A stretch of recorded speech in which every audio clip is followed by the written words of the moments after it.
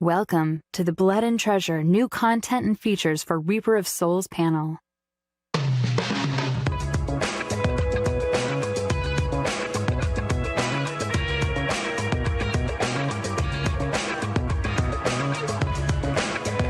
Hello, awesome BlizzCon people. How are you guys doing?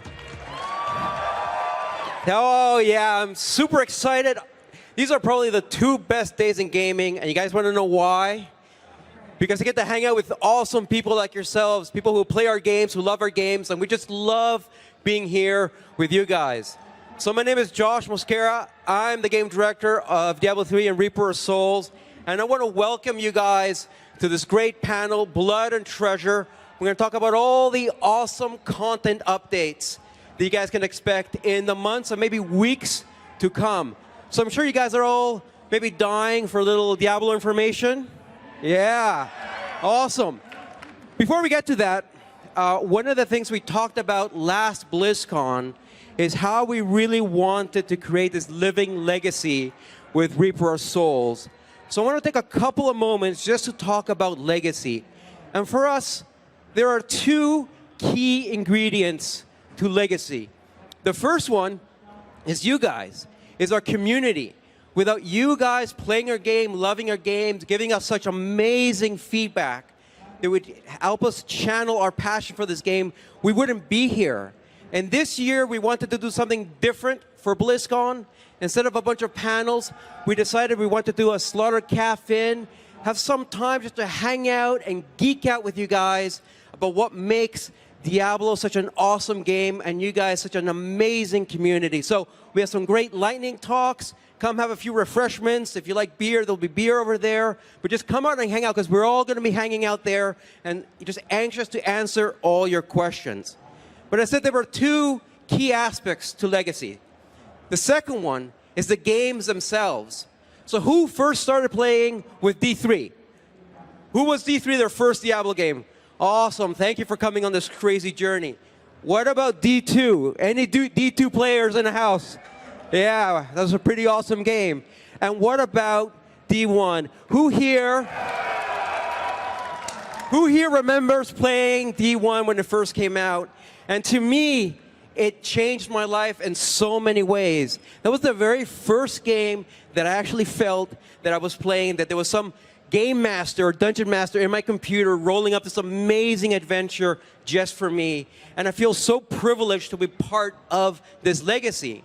But when we're thinking about the legacy of these Diablo games, it's really when the expansions came out that the legacy of these games was really cemented. For D2, we had the amazing Lord of Destruction. And for D3, we had Reaper of Souls.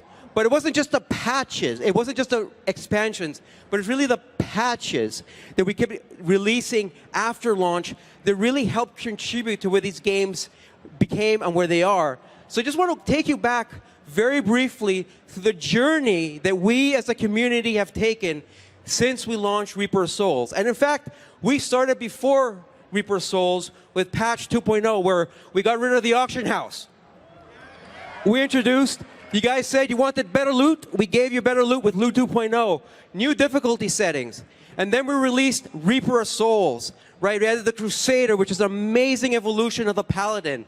And what about Act 5, right? A darker, more gothic Diablo, which was always a plan all along. But we didn't stop there. We didn't just add adventure mode and call it quits. For us, death was very much the beginning. And from there, we ended up adding a lot of great features. Seasons. Amazing how much you guys love seasons, right? You guys come back every season. More of you come back, have an amazing time. We introduced greater rifts, but we didn't stop there. We added new treasure goblins, more items. I mean, with so many items, they're actually having a bit of a problem what to do with all these awesome items. I hope we can figure that out soon. You know, more treasure goblins, more bounties, but really, it was patch 2.3 that I think has been our biggest, but not best, patch yet. Not only did we introduce the Ruins of Secheron, we finally got to play in the barbarian homeland and find out what happened, and I really geek out about that. But it's also a very key patch for us because we released Kenai's Cube, which is it's not just a great memorial for one of our fallen comrades, but it's also one of the great new evolutions of a beloved Diablo 2 feature. So this is where we are now, but we're not done yet. We have so much more to give you guys for Reaper of Souls, and today we're going to talk about patch 2.4. This is going to be our biggest and our best patch to date. We're introducing 2 new areas, and Matthew here is going to give you a guided tour of what you can expect. Alex is going to talk about set dungeons, and what is it? No spoilers, but it might have something to do with sets. And then Wyatt and Kevin are going to talk about all the great new features and changes to season that you guys can expect to play very, very, very soon. So let's kick it off. I'm going to hand you over to Matthew Berger, and he will talk to you guys about the new areas. What's up, Matthew? Thank you. It's both amazing and not a little bit terrifying to be standing in front of so many Diablo players, whether you guys are playing on PC, on console, or both. You guys are all experts at Diablo, so you know that before you can get your hands on awesome loot, you're going to have to venture into dangerous lands and face vicious creatures. In this presentation, it's going to be the same. I'm going to first take you through a little tour of some of the new areas that we're introducing in patch 2.4, and then we'll talk about some of the creatures before I hand you over to the people who will give you a preview of all the awesome items. So in patch 2.4, we're adding 2 new areas and 1 new zone. First up, we have the Eternal Woods. The Eternal Woods are adjacent to the ruins of Seshron. They are the frozen hunting grounds of the fearsome Yeti, where you will not only face those woolly creatures, but also the reanimated remains of their victims. And the snowy canvas that the artists have created for us is absolutely perfect to display all the blood that you're going to be shedding. Next up, the Royal Quarters. You guys have been to Leoric's Manors, I don't know how many times. I mean, countless times. You've been there, you've taken the stairs to the left, you've gone, you've killed spiders. Awesome. Finally, the cultists have managed to clear the rubble on the right side of the staircase. It's taken a while, but you are able to now go into King Leoric's private quarters, where you're going to run into the delicious kind of density that you love, and maybe a secret. All right, 2 new areas, that's cool. But how about a whole new zone? So we are going to introduce in patch 2.4, Grey Hollow Island. Grey Hollow Island is an island, as you can tell. It's also a forest. It has, because it's a new zone, 7 new events with adventure mode friendly storytelling. We're trying something a little bit different this time. New monsters, because it wouldn't be a new zone without new monsters, so we're adding 16 new monsters. So these monsters, well, I'm not going to run through all of them, but if you go to the Slaughtered Caffin and play the demo, they're all there. But we're going to take a very brief tour of a few of them. So first up, we have the Bone Breaker. In the ruins of Seshron, you guys met the Yetis. This is his cousin, the Sasquatch. He's very angry. He doesn't throw you to the ground. He throws the ground to you and then takes you in the ground and throws it back to the floor. The Flesh Harvester, a very big crab. Lovely name, lovely creature. His little friends, the Amputators, because obviously we like colorful creatures in Diablo. This is my favorite. So not everything is a new creature. Something has to be a new trap as well. So the Glowing Death is a wasp nest. You get too close to it, you attack it by accident, and all of a sudden, a cloud of wasps jumps out and attacks you. Wasps are bad enough, but you guys have been playing since launch. So we took some of the wasps from original D3 at launch, we've stored them, and we've put them in this. So these are the angry, vicious wasps, not the ones we've nursed since then. All right. So the Ruins of Seshron is where you're going to find the Eternal Woods. If you want to go to the Royal Quarters, well, Leoric's Manor, of course. And Grey Hollow Island is in Act 5. So why do we go to these places? Why do we kill these innocent monsters? Well, because they're bounties, and we need all those bounty bags. We need lots of them. So you guys are going to be doing lots of bounties. An ice cube requires bounties. So we've added more bounties. Since you're going to be doing so many of them, we've added over 175 new bounties. I say they're in Acts 3, 4, and 5. They're mostly in Act 4 and 5 that needed a little bit more love. So those bounties, some of them you know, we're going to add some new cursed chests. There'll be some cursed shrines. You know those. Some of them are going to be based on the new events that you can find in Great Hollow Island. And the others are going to be bounty grounds. So bounty grounds are a new type of bounty. What you're going to do is you're going to go look for a portal, a very nice looking, friendly red portal. And once you take that portal, it's going to take you to a special world. It's a small, enclosed world. There's 6 of them. And you're going to run into one of 4 different types of bounties. So these are going to be mixed and matched. So what are the bounties that you can run into? Well, the first one is a play on cursed shrines. You have 6 shrines that are spread out over the level. Every time you click on a shrine, something very bad is going to happen. While you're trying to click on the shrines and bad things are happening, monsters are also trying to jump all over you. Do it fast enough, bonus chest. Shaman. There is a certain number of shaman. You're only interested in killing the shaman. Unfortunately, there's a certain number of fallen in the way, and the shaman keep bringing the fallen back to life. Burrowers. So we love treasure goblins. Alex here loves treasure goblins. He makes lots of new ones. So I wanted to add more treasure goblins, and we decided not to. So I added the gameplay of treasure goblins without any of the loot. So basically, the burrowers are running away from you. You have to kill them before they disappear. If you don't, another one spawns, and you have to repeat the process.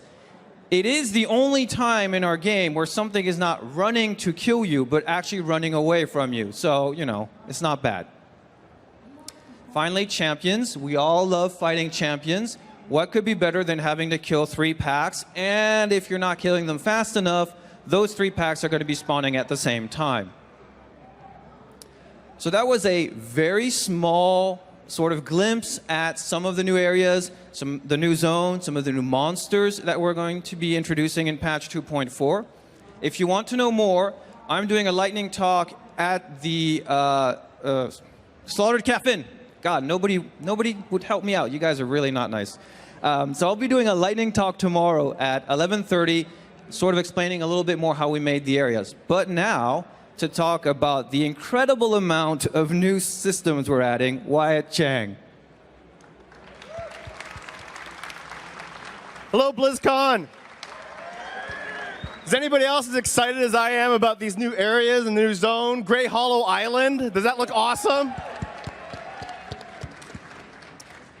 But we're not just adding new areas in patch 2.4. 2.4 also brings a number of great systems changes.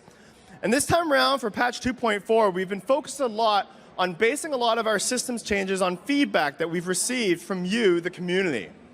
Before I go into exactly the changes that are coming, I want to talk briefly about how we handle feedback and the process that the team uses.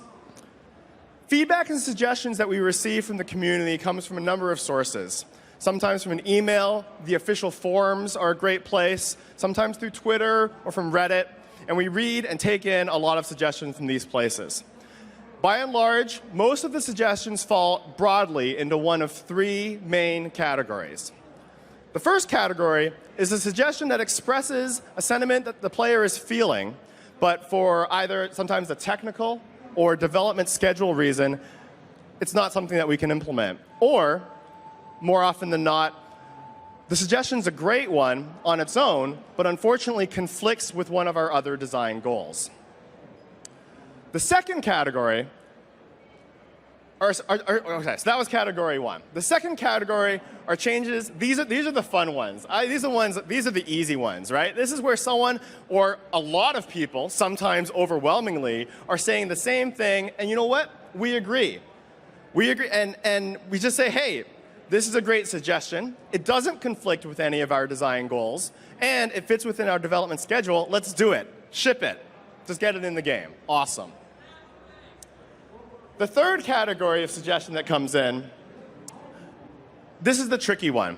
This is where feedback's coming in from a lot of players, but it's a trickier issue, and sometimes we don't want to treat symptoms. We want to try and look for root causes. Or sometimes we want to think about what's going to be not just better right now in the immediate, but what's going to be better for the long-term health of the game. A great example of this was the Royal Ring of Grandeur. The Royal Ring of Grandeur was one of the most popular items immediately after Reaper of Souls shipped. But then around Season 1, people started to point out some of the gameplay anomalies with it.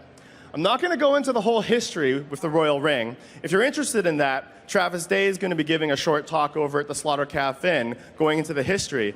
But it took us on this crazy journey, and that journey ultimately led to us making even more powerful rings and putting them into the game, and ultimately, Kanai's Cube. So without any more delay, let's go ahead and start talking about some of the feedback that we've received. Maybe some of you can relate to this one, the buff UI. A lot of people have been saying since patch 2.2 and patch 2.3, with all the awesome legendary items that have been going in, that people want to be able to better track the buffs that they have. Particularly with items like Focus and Restraint or Convention of Elements that was designed here at BlizzCon last year, you really need to be able to see these buffs. I mean, come on, Blizz, please. Right. Well, Nazgrin, we agree with you. And not only does the whole team feel very strongly about this, one of our gameplay engineers, Mike Hirschberg, he was very passionate about this one as well. And he put a lot of time in this development cycle to really revamp the buff UI. Let's take a look at some of the changes that are coming in. The focus is to try and really look at what kind of buffs do I get? Some of the buffs are just reassuring buffs, and they're just letting you know that it's active, but it doesn't affect your moment-to-moment combat. Whereas other, like Focus and Restraint, which I mentioned earlier, you do care that that's actually happening in your moment-to-moment gameplay. So for example, let's say that you're playing a monk, and you've got Mantra of Evasion up in your second slot. Rather than using up one of your 8 precious buff slots to tell you, hey, by the way, you know that passive that's always up? It's still up. So now we just put a nice golden border around the skill so that you have that reassurance that it's up, but it's not consuming one of your 8 buff slots. And then we have other skills which have an activation ability. Mantra of Evasion does this as well. So rather than using up another buff slot, we put a duration progress bar right on top of the skill. This actually works better than the old one because you don't even have to look inside a crowd of buffs. You can just look exactly at that very consistent location on your skill bar.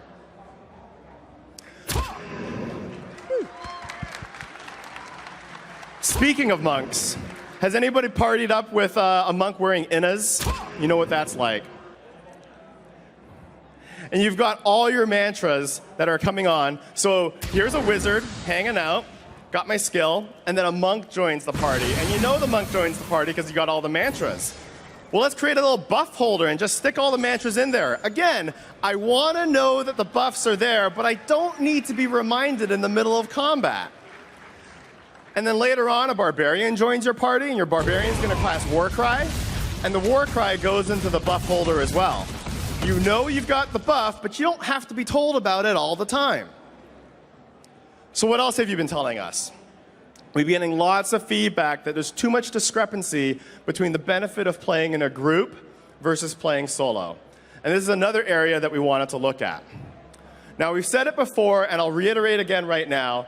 Diablo was designed from the ground up as a multiplayer game. And we really want to make sure that players who take the time to put together a group have better rewards for it.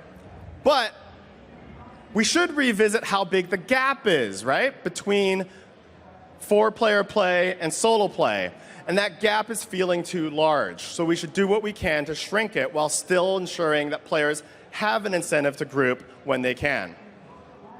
And sometimes you're just waiting for your group to get online, and you want to run, some rifts or some greater rifts while you're waiting for all your friends to get online. And sometimes that feeling can feel, like the disparity is too large. So we're making 2 major changes in patch 2.4 to address this on this front.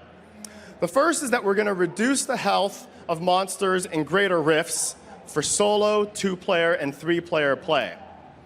This is going to shrink the gap between the highest grade or rift that a solo player can do versus what you can do in a group.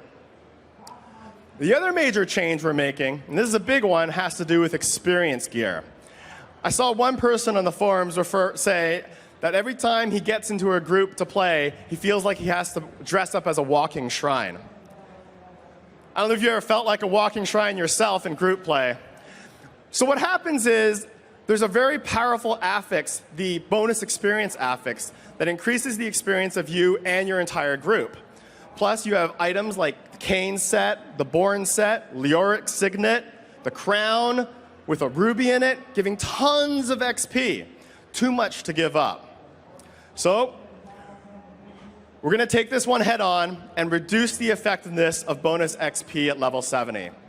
We're reducing it by a lot. For example, the ruby, which is normally 41% currently on live, is going down to 4.1%. So this is a really big reduction. Well, don't freak out, because we got you covered. To compensate, we're also going to multiplicatively increase the experience across the entire game for 50%, whether you're running greater rifts, regular rifts, or bounties. On top of that, an awesome console feature is coming to PC as well, and that's the massacre bonuses from Action Combat. Now, if you haven't played the console version, here's what it looks like. The longer you can keep a kill streak going, and you can keep hitting enemies, a UI will come up and tell you how your kill streak is going to get that massacre bonus. The longer your massacre bonus can go, the bigger the multiplier. And your experience can be multiplied by 1.75, 2 times, or sometimes more. So instead of getting your experience by dressing up as a walking shrine, now you're getting your bonus experience by engaging in a more active way. And on top of that, you get to wear your hard-earned gear that you've been searching for.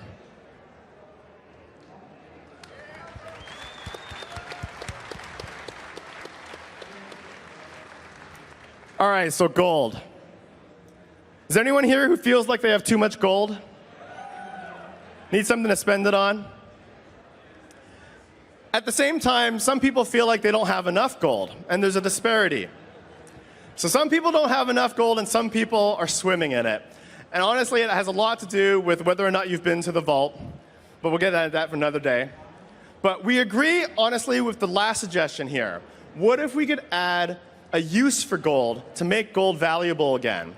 And one of the trickiest things is, how do we add a use for gold that is still optional, that doesn't make people who don't have a lot of gold and are still struggling to get enough feel like they're hugely missing out, and yet still be a compelling use for those who have a lot? That leads into the feature that we're adding into patch 2.4 is empowered rifts. So the idea behind an empowered rift is that it's like a greater rift, except you're going to pay some extra gold up front to get in. If you successfully complete the greater rift on time, you're going to get a 4th bonus roll to upgrade your legendary gem.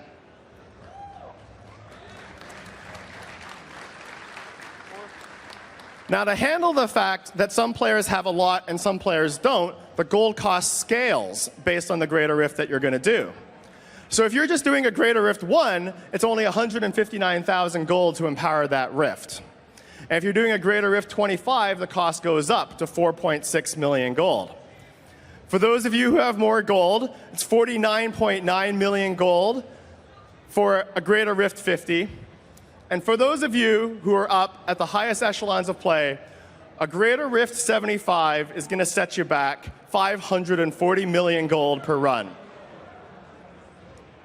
Now, I know what some of you might be thinking is, okay, I have a lot of gold, 540 million, it's kind of a steep price for a 4th bonus roll on my legendary gem. I mean, I've only got 3 legendary gems. Why would I want to, level it up that much faster? Is it really that valuable? That leads into a new recipe that's coming for Kanai's Cube. Kanai's Cube was one of the most popular features ever for Diablo Reaper of Souls in patch 2.3, and a lot of people have been asking for a new recipe. The new recipe, Culdesan's Despair, allows you to permanently augment one of your ancient items by sacrificing a legendary gem. Here's how it works. You walk up to the cube, and you put in any ancient item that you have. You also add some emeralds, rubies, or other gems, plus a legendary gem. Depending on what kind of gem you put in, you'll get either strength, dexterity, vitality, or intelligence, and you'll get 5 of the primary stat added to your item permanently for every rank of the legendary gem that you sacrificed. So the higher your legendary gem, the more powerful you can augment each of your ancient items.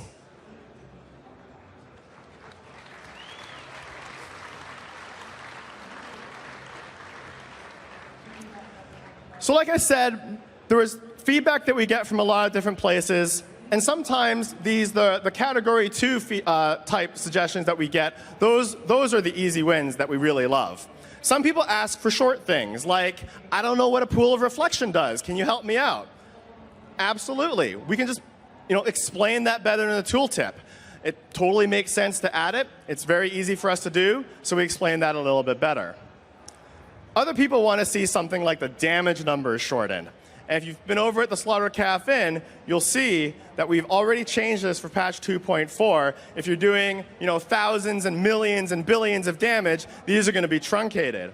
And while we're at it, we also call out your highest damage points in orange, and they kind of float and hang a little bit longer so you can really see those call-outs of how your damage is doing.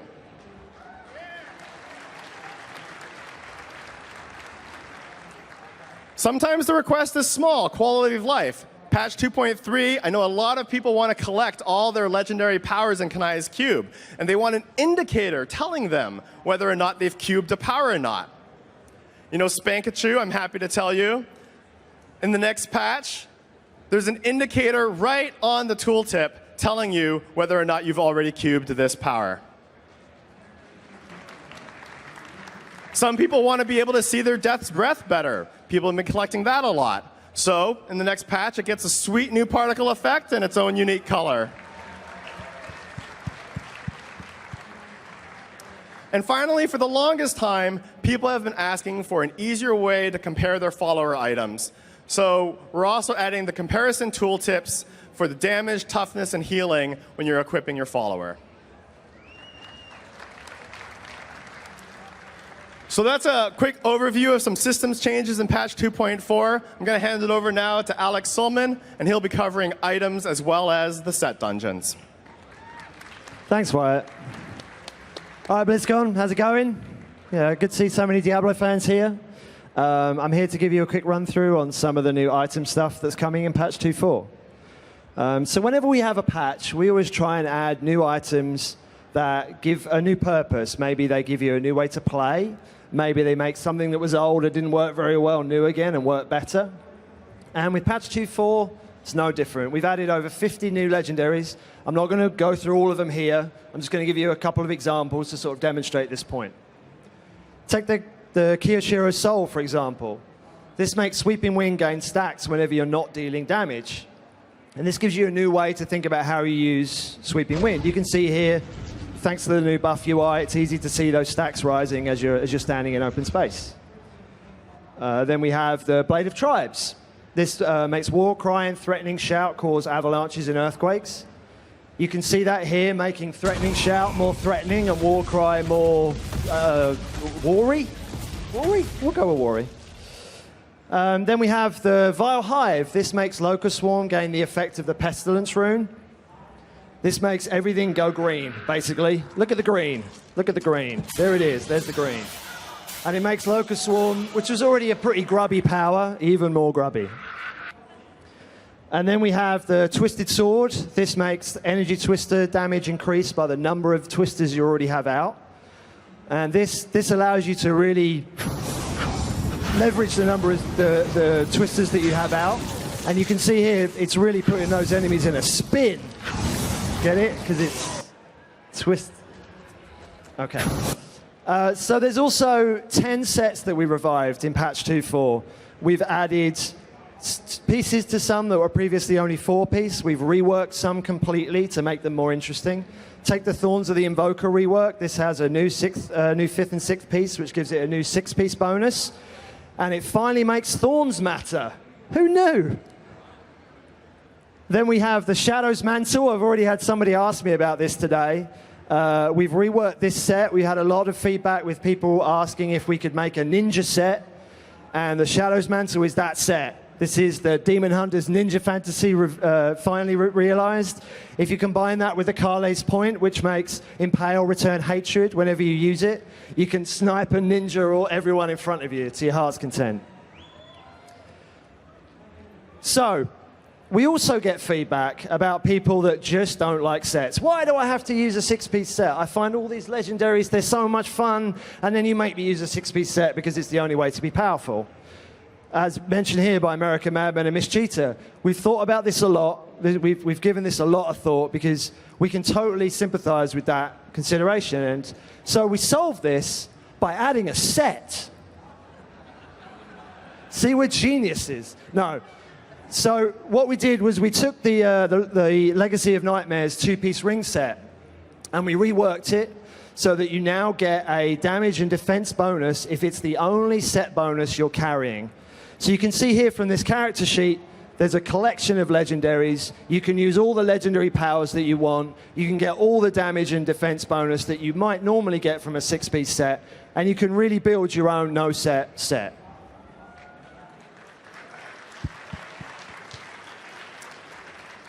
So we add items. We love items. We like finding items. We get excited when they drop. We get excited when we use them. And we love sets, most of us. And there's the no-set set. We love sets too. And for this patch, we were trying to think about a new feature that we could add to the game that would allow you to really celebrate those sets, celebrate those items, and really, learn to play the sets that you love. And this was feedback that we got not only from the community, but also from within the team. We wanted something to really underline that accomplishment of spending all that time finally putting that 6-piece set together, or 5 if you use the raw ring. So the feature that I'm really proud to introduce is set dungeons. So what's a set dungeon? Set dungeons are deviously designed dungeons based around the powers of the 6-piece set. They're spread throughout Sanctuary. They were long thought lost until a tome that was discovered in the library in Leoric's Manor. And each page of that tome has a cryptic clue to the location of these portals, which are all spread throughout Sanctuary. Here's an example of one of those clues. In order to find the latest placement, one must travel to the Cathedral of the False Prophet, north of the Enclave that withstood Azel's wrath. Can anybody guess where that's referring to? That means it's cryptic. I like it. Well, spoiler alert, if you don't want the secret spoiled, if you want to try and figure it out yourself, look away now. To anyone that's still looking, there it is, clearly. Yeah? I mean, obvious, right? All right. No, I'm being mean. There it is. So when you find one of these dungeons, you approach it wearing the relevant set, you can enter this dungeon and face its challenges. And every dungeon has a number of objectives, but 2 main objectives that are built around the set that you're wearing. Let's look at an example. Take the Uliana set dungeon. Now, the monk has a 6-piece set, the Uliana Stratagem, which is all about exploding palm, exploding as many things as you can at once. So you can see from the objectives here, these objectives are all about exploding as many enemies as you can, a number of times, and doing it all within a time limit. Here's another example. The wizard has a 6-piece set called the Firebird's Finery, which is all about burning as much as you can. So the objectives here are all built around that. And also, one of the 6-piece bonuses, which makes a meteor drop when you die. You have to leverage that to try and kill some enemies in this dungeon. Then we have the Barbarian Might of the Earth set, which is all about triggering leap and ground stomp and earthquakes in succession. And then one of my favorites, the Witch Doctor's set, the Spirit of Arakir, which has a toad that you get automatically when you have that set. And so this dungeon is all about licking as many enemies as you can, because that's what toads do. I mean, come on, it's easy. So there's 24 of these dungeons. There's 4 sets for each of the 6 classes. And each set dungeon has unique challenges. It's located in a unique location. And if you can solve the clue and go in that dungeon and master it by completing all of the objectives within a time limit without dying, you can earn a penance. Here's an example of 2 of the penance. the Witch Doctor pennant and the Demon Hunter pennant. You can see them on the back of the fourth of the characters here. And each of the classes has a corresponding pennant that you can only earn by mastering that dungeon, by completing all of the objectives. There's the Barbarian and the Wizard. And finally, we have the Crusader and the Monk. So each of these dungeons is a fresh challenge, is a unique challenge. Hopefully, it will not only help you to learn the set, but it might also give you a reason to play a set that you've never bothered to play before. Maybe you want to go play that Firebird set that you've never played, or play that Spirit of Arakir. Go lick those enemies. So we're really excited about this feature. We think it brings something a little fresh to Diablo. We're really excited to see people trying to solve the clues and figure out where they are without just using a search engine. And facing these dungeons and trying to complete them, because, as I mentioned, there's 24 of them. They can all be mastered. And if you manage to master all 24 of them, which is no mean feat, it will be mean of us not to give you a reward for that. So you can earn these wings if you manage to master all of the dungeons. And really prove to everyone and yourself just how much of a master of Diablo you are. So with that, I'd like to hand over to Kevin Martins, who's going to give you an insight into some of the new season features. Thank you very much, Alex. Wow, thanks everybody for coming out. We still have a lot more to show you today. Standing room only, it's very cool. So seasons have become an ever more important replayability feature for us, and since we introduced them in patch 2.1, you have all participated in live design iteration on this feature. We have done a lot of experimenting and hopefully, in your minds, a lot of improving with a ton of feedback from you guys in all sorts of different formats. So we've experimented with rewards. We've had season-exclusive legendaries that we've been giving out with powers that for the length of that season you can only get in the season. And this has been successful in drawing some people into the seasons who maybe otherwise wouldn't have tried them, so they have a good time. And some people have been unhappy with this experiment, so more on that in a little bit. We have done a lot of work with cosmetics. We started off with a 6-piece set over the first 3 seasons that you could only get in seasons. There's been banner rewards. There's been portrait frames. We've had pennants, and we've had pets like the Frost Hound in the current season. Conquests and leaderboards, a ton of experimentation has gone into those. So the idea of competition in a PvE-focused game like Diablo has been very interesting for us. And we've experimented, for example, just one of many conquests you've seen over the first 4 seasons, with races. Some of them haven't worked out so well, such as Race to the Top.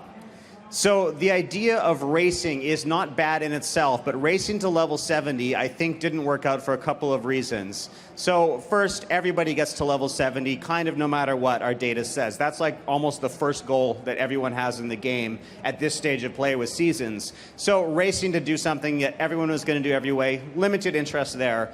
Worse, I think, was the fact that the way you did this effectively is you picked wherever had the most experience. You only did that over and over again until you got to the top. So that one wasn't super fun. However, races were fun, and we knew they were, so some of the other experiments we do think worked out. For example, Sprinter, where you race through the storyline, chapters 1 through 5, and as fast as you could. This one was interesting. This is something that most people didn't do very often. And when you change your build to focus on speed and movement abilities, but you still have to keep a minimum amount of DPS to finish the story, this was an interesting race. It had you do something you didn't normally do. And the competition for this leaderboard was very fun to watch. So along the way, we were starting to learn that personal accomplishment needed to be a part of all of the conquests. Not everybody can be in the top 1,000, no matter how many people compete for it. It's always limited to that. And there was a lot more than 1,000 of us playing seasons. So if we can have something that's fun to race to, such as maximizing how many monsters you can kill in a single cursed chest, but it's also something where you can challenge yourself to try it over and over again and get better at it, then we've got a conquest that starts to work well for everybody. So it was kind of the same thing with achievements. When we first put seasons out, we did all of the achievements from the main game, and all of you just redid them in seasons, and some of those are fun and some of them aren't, just like the original achievement list. we realized that we needed some achievements that were unique to what made seasons different. It's a limited amount of time with a specific types of goals that don't always exactly mirror Diablo 3 over the first few years. And so we started to focus on achievements that gave you something unique that matched season gameplay. And we're going to continue to do that, and I'll show you a few more of those in a minute. So all of this has now been encapsulated in the Season Journey feature, and I think that this is really where seasons have started to come into their own. The idea that you can have a quest for the season, that you have a specific goals, that you can kind of set yourself with rewards attached for every type of player, whether you have just a couple of hours a week to play and you're just trying to finish maybe chapters 1 through 4 in the Season Journey, or you're someone who's so dedicated that you're competing on multiple leaderboards. Season Journey's got multiple stopping points, and it's very clear when you get the rewards. The first season wasn't like that. You just kind of played until you sputtered out. This, I think, has really helped it, and we're going to build on this a lot. Okay, so with all that history in mind, what's happening next? So Season 5 will be beginning soon enough, and we are trying to improve in every one of these aspects, based on all of the feedback we've gotten and what we've learned with our data. So first up, we have a brand new feature for Seasons. Why do we have this? So we have people who are very attached to their characters, to specific characters. We have some people that have characters in every slot, and we've gotten feedback from both of you player types that you don't want to give up that character to start over fresh in Seasons, even if you're kind of tempted to go back with many hundreds of thousands of people to do that again. So Rebirth is a safe way to start over. You get to keep all of your gear. It's mailed to you, and it can wait on your main account, throw it in your stash, give it to your other characters, whatever. While you start fresh, all of your character records, your experience, all of that remains, but you can take a character and start over fresh for the length of that season and get all that stuff back once you're finished the season, along with all the other rewards, the very generous rewards that you would have gotten during the season. So it looks like this. This is Nanook the Barbarian, Paragon 800. Obviously, this person has put a lot of dedication in, and obviously that is not Conan spelt backwards as well. So when you rebirth him, it's very simple. You click the button, you confirm that you want all your gear mailed to you, and your records will be maintained, all your hours played, etc. It's your same character. And for the length of that season, that character gets to start fresh, play with your friends, meet new friends, get all these new sets and rewards and achievements and so on. So speaking of how long will this happen, season length has always been quite a grand experiment for us as well. Everywhere from 5 months to 7 weeks, we're really trying to dial down exactly where the right amount of time is for seasons. So we currently have a live season, of course. Number 4 is up and running. So it is going to be about 4 months long. It's going to end in late December. We have not picked a specific date yet, but we'll give you at least 2 weeks warning before that ends. And we're going to do one more experiment with season length. So far, all of our seasons have kind of come really hot on the heels of the seasons that preceded it, and they've usually matched when the patch comes out. In this particular time, we're going to take a short break between seasons, maybe a couple weeks, maybe a couple days more, maybe a couple days less. The idea is that at the end of Season 4, everybody gets a little time where the entire community is in one place, and it doesn't matter whether you're playing seasons or not, all your characters are in one place as well, before we begin the next season. Okay, so Season 5, I think we found the magic number, and Season 5 will be the proof of that, of how long seasons need to be, and that number is 3 months long.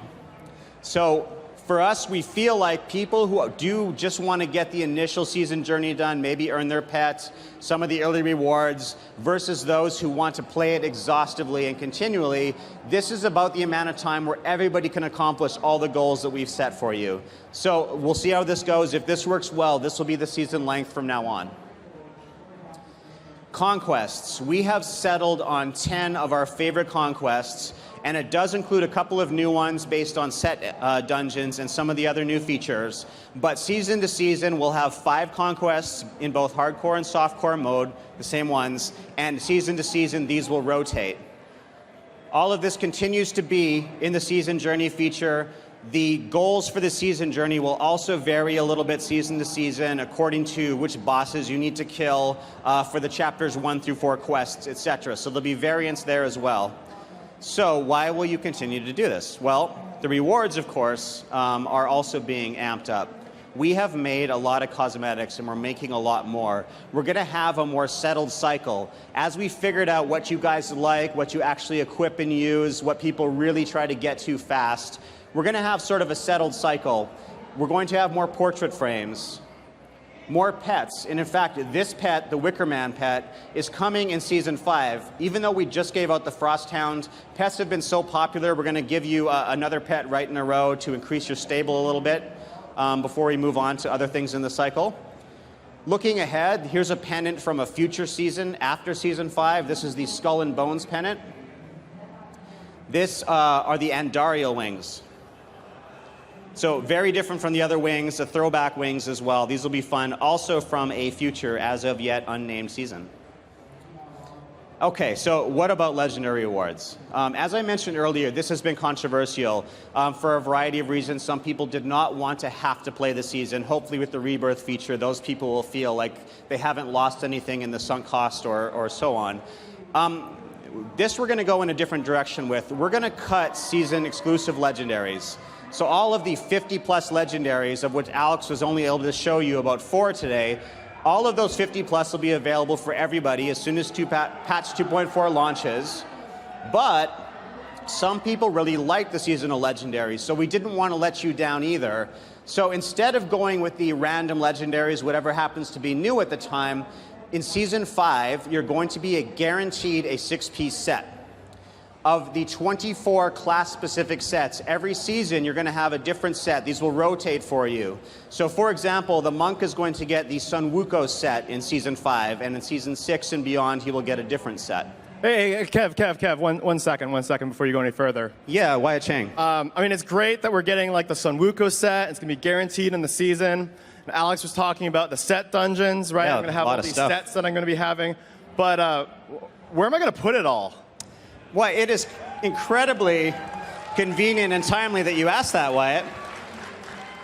Oh, I had many more bullets here. Here we go. I think we're going to give you, right at the beginning of patch 2.4, as soon as it launches, if you go to your stash, there's a new button there. For normal in-game gold amount, you can immediately buy an extra tab. You think? All right, so 1 tab, that's cool.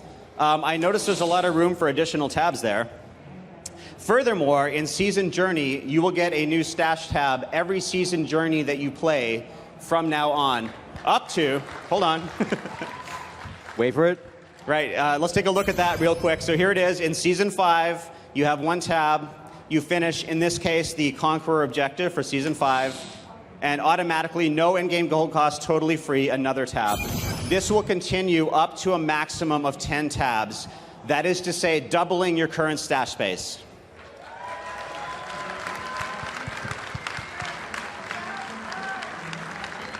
Okay, because I thought this might be popular, I'm going to re-summarize that one more time in a slide in case people want to take pictures. No, wait, how do I get these again? All right. Everyone gets a new tab immediately on 2.4. In-game gold cost, rather moderate, 500,000 gold. Every Season Journey, starting with the first season, so you get 2 stash tabs right off the bat. If you complete the objective in the Season Journey, you'll get more, to a total of 10. This is all very PC-oriented, so console players out there, you're going to go, because you don't have seasons, immediately from 210 to 350 slots as soon as patch 2.4 launches. And this will be, of course, for Ultimate Evil Edition on Xbox and PS4. So that is the end of the new features. But before we move on, I did want to do a quick summary slide, multiple slides, because we do have so very much stuff coming in patch 2.4. So let's recap what we saw today. The new zone, Grey Hollow Island, which you can play right over there today. The Royal Quarters and the Eternal Woods, new areas based on existing ones. We have new events for these zones and areas, 60 new monsters, over 175 new bounties. Empowered Rifts, which is intended to be a gold sink for everybody. The buff UI is getting overhauled. XP balance is happening between single player and multiplayer. A new Kanai's Cube recipe to augment items. 50+ new legendary items. This is the most items we've released since Loot 2.0 itself came out, since Reaper of Souls launched. 24 set dungeons. season journey improvements, the Rebirth feature, the settled season length, the new cosmetic cycle, new pets, conquest, guaranteed legendary set, stash tab for everybody, additional stash tabs in season journey. All right, but when can we play it? Oh, when can you play? Well, it's incredibly convenient that you asked that, Josh. We have this happening pretty much immediately. We have 2 steps to the public test for this. On Monday, we have a brief technical patch. 2.30b will go up on PTR. Please give it a shot. We need to do some back-end testing before we launch the 2.4 PTR, and that will be coming later next week. Wednesday or Thursday, if all goes well, everyone in the world will be able to PTR patch 2.4. Everything you saw today and many, many more things. That's not a typo. That's next week. Next week, Wednesday or Thursday, though, please participate in that technical test. So, the Slaughter Cafe Inn, if you haven't already been there, and I met about 50 of you today, so I know some of you have, is right over there in Dark Moon Fair. Grey Hollow Island, all those monsters, another area, a dungeon called the Tidal Caves you haven't even seen yet is also over there, and a lot of these new items. We are all going to be there throughout it. Everyone who made all this stuff on the entire team is going to be at the Slaughter Cafe Inn at one time or another. Please stop by. A lot of lightning talks are happening for the rest of today up until the costume contest and all day tomorrow until closing ceremonies. Before we move on to questions, I do want to say on behalf of the Diablo 3 team, it is a privilege every day to come and work on this game. We love it so much. Thank you for your support for all these years and all these tests and experiments and iteration. When we've fallen, when we've gotten back up, when we've gotten you new items to make up for all that. Thank you for being there with us. Awesome. All right, we have a couple minutes for questions, so feel free to ask questions. Now, if you have very specific questions about items and all this kind of stuff, we're going to be right over there right after. So, come bug us about all the minutiae you want to bug us about. But if you guys have any high-level questions, let's quickly fire them off. Hi. The gift that adds a socket to a weapon, I've forgotten the name. There's a lot of RNG around achieving them. Have you had any thoughts about smoothing that out? Like, I'll get 1 and 400 Paragon levels, and my friend will get, 6. Yeah, so you're talking about Ramaladni's gift, the one that adds a socket to a weapon. Honestly, we're pretty happy with it. And I know that sometimes you get it and sometimes you don't. So I think it deserves an explanation why. An item like the Royal Ring, which enabled a completely different play style depending on whether you had the ring or not, or for other items, we want to make sure people are able to get that. Ramaladni's gift is viewed more as just a straight, incremental increase to your power. It doesn't enable a whole new way to play. And we wanted to preserve that sort of really exciting moment when you do get one. And the only way to do that is to not make it, guaranteed under any circumstances. Awesome. All right, guys, let's do lightning answers so we can get as many questions as we can. Hey, guys. So being able to augment items with the legendary gems, are you going to be able to do that multiple times, or is it just a one-time thing?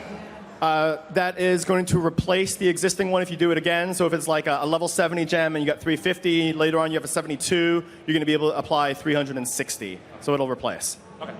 Thanks, Menegades. That was lightning. Hey everybody, how you doing? I wanted to ask about the set dungeons. Is there going to be a tied difficulty to it? Is it the difficulty you find the portal in, that's what the difficulty is inside? No, yeah. Each dungeon is a fixed layout with a fixed population and a fixed difficulty level. And one more question. Is there going to be a way to track it? So if we're trying to do all 24, for instance, will you be able to see I did, Firebird, Wizard, etc.? Every set dungeon has 2 achievements associated with it. One beating it at the regular level and one mastering it. So you can track how many you've done whenever you do them. Perfect. Thank you. All right. Come on. Questions?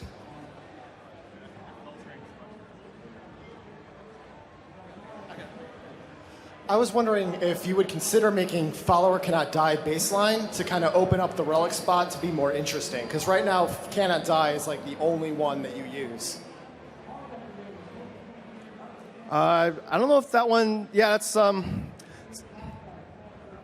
I don't think we have any plans to make a baseline.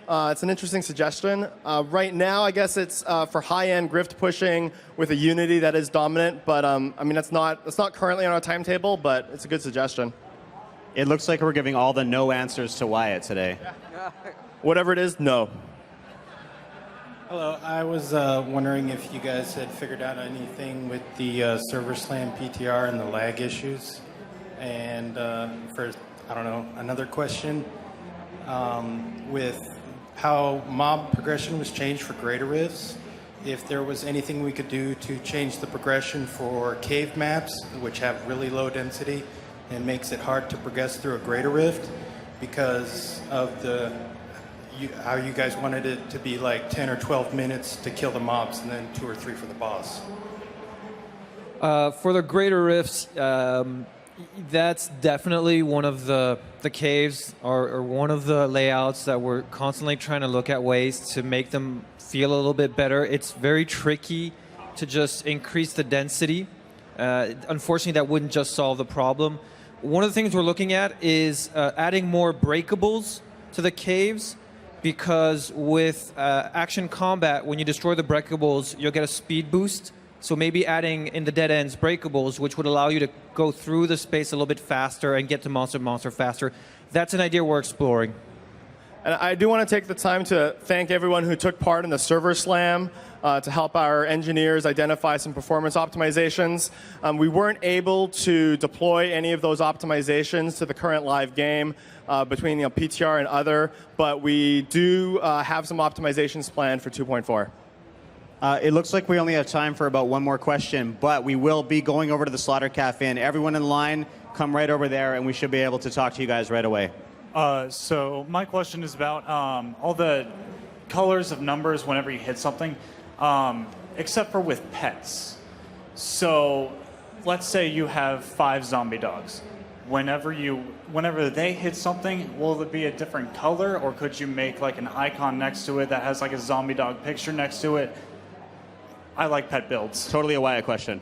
He would actually do this work. Yeah, no, for the pets right now, we don't differentiate between the two. There's sort of the white, the yellow. The orange is more to help you gauge, when you're getting a new high or you hit a power pylon and you see a number that's 4 times as big. But no, there's no plans to differentiate the pet damage right now. All right, guys. Thank you so much. Again, you guys questions? Thank you. Somebody write your name down. You're next when we're over there. Okay, we'll be right over there. Thank you so much, guys. Thank you, everyone. Thank you very much. Thank you for attending the Blood and Treasure New Content and Features for Reaper of Souls panel. Up next.